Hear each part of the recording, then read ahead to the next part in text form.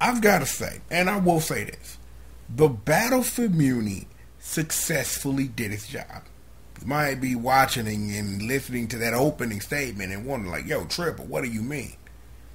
When it comes to the show, the characters, the plot that is the show, and everything that surrounds what is Star versus the Forces of Evil, the Battle of Muni did everything that you need a story like that to do.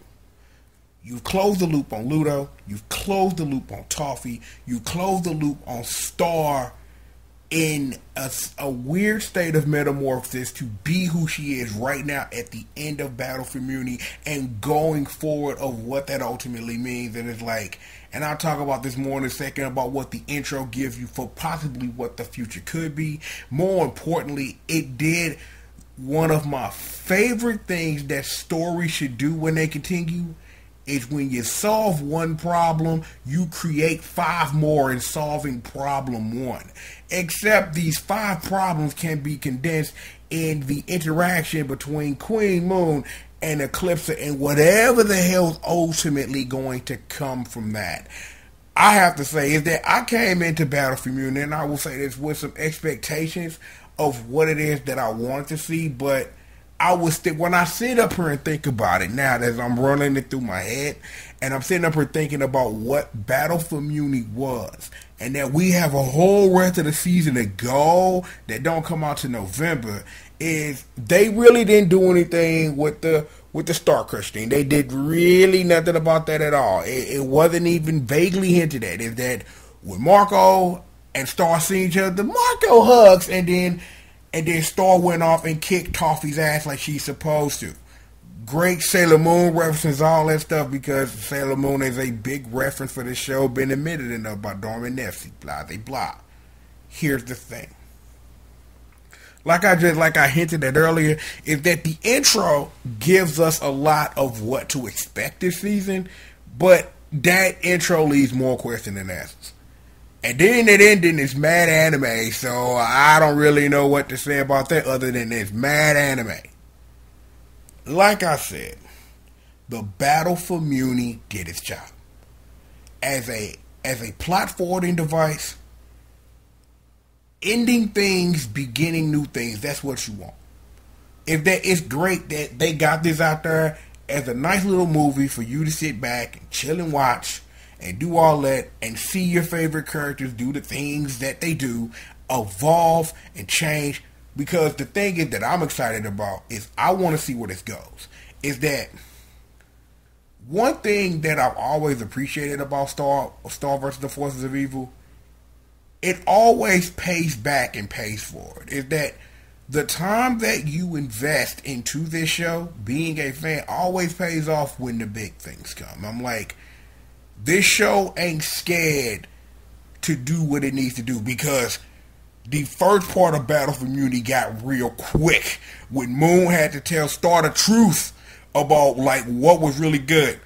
I thought we sent Grandma to the grandma farm. Nah, your grandma got killed by Toffee. Hey, business. And I sat up here like, yo, I'm like, the thing is that the show has never been afraid to not pull its punches, but that was a jab to a right hook out of nowhere. Like, Star, sit down. What, ma? Hey, yo, Toffee killed Grandma, and I'm just sitting up like, damn, word. I sat up for pause, like, damn, for real? Like, they going nuts, and it's like, the thing between Moon and Eclipsa, it has to have, it's like, not has to have, but it will have payoff, but you have to really wonder what kind of payoff that's going to be and how that's ultimately going to affect Star, which is the question. And again, to go back into the intro, it's like, they planning something major with all the characters they featuring, because usually it used to be everybody in the intro, seeing everybody.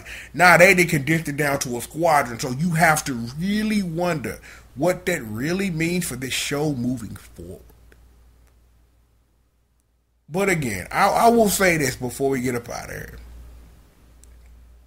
Watching this reminds me why I love this show so much.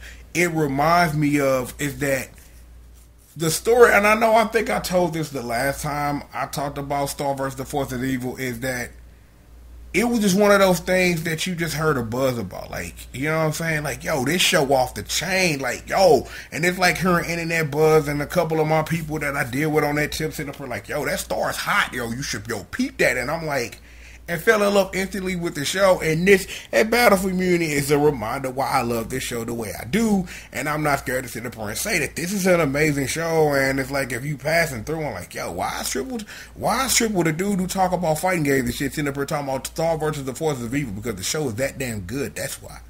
So if you're looking for something to watch, yo, the rest of season 3 don't premiere till November, so you got plenty of time and plenty of legal ways to catch up on Star vs. the Force of Evil if you've never watched it. I watched the first episode, was instantly hooked, and I got caught up as quickly as I could with everything that I had. And I'm like, and I haven't regretted it yet, and I probably never will, because this show has a clear direction. Darren Nefsey has a clear direction for what she wants to do and how she wants to do it, and she ain't letting nothing deter her. And it's like great storytelling and wonderful characters have come from that vision that she spent years and years putting together. So shout out to her and shout out to everybody who work on the show and all that old good stuff. So I'm going to turn this into a video because I've said all that I needed to say. This was off the chain. As a fan, I appreciate it, and I'm glad I finally got the chance to have 2 seconds, because it's hard because of my schedule to get time now to sit down and do the things I love, like watch this show that I care so much about and the characters within it and love so much. So how about that? Yeah, yes, that's what we're going to do. I am the one and the only, the Triple, the G-O-D. That is me. I'd like to thank you for joining me for this special installment of Triple the Guy Speaks On. And with that, Narwhal Blast!